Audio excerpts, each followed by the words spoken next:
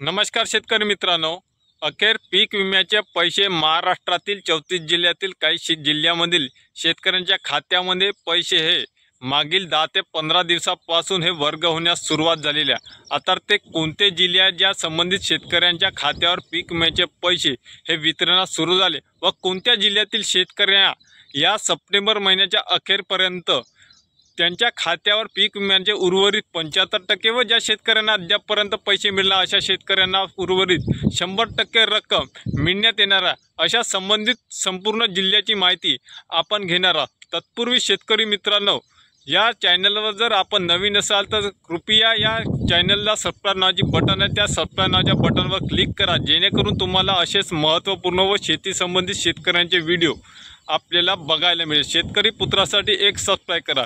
तर चला सुरू करूया समोरील शेतकऱ्यांची माहिती।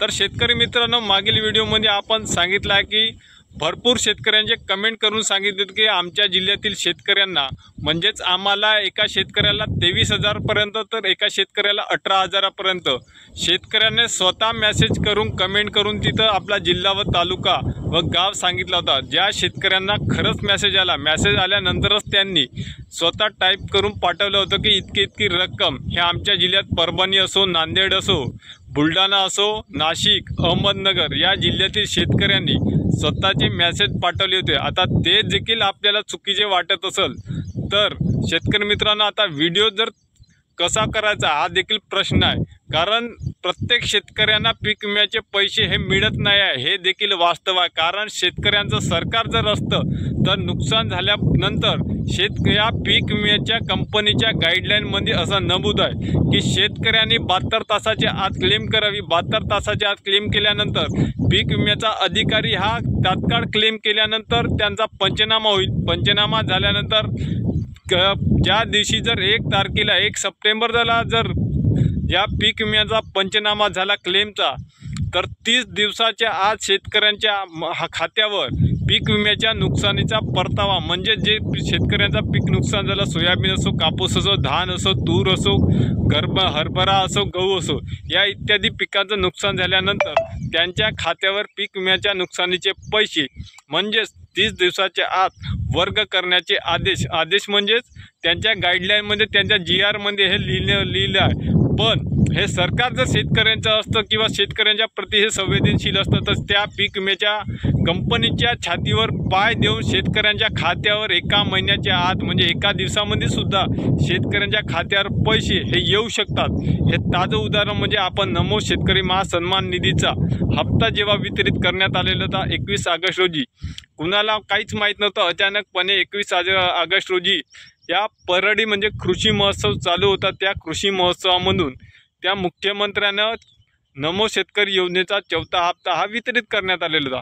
तर त्यामुळे शेतकरी मित्रांनो, आता DBT मार्फत एका मिनिटात शेतकऱ्याच्या खात्यावर नुकसानीचे पैसे जाऊ शकते, शेतकऱ्यांना नमोचे पैसे मिळू शकते, शेतकऱ्यांना PM किसान निधीचे पैसे मिळू शकते, शेतकऱ्यांना अतिवृष्टीचे पैसे मिळू शकते।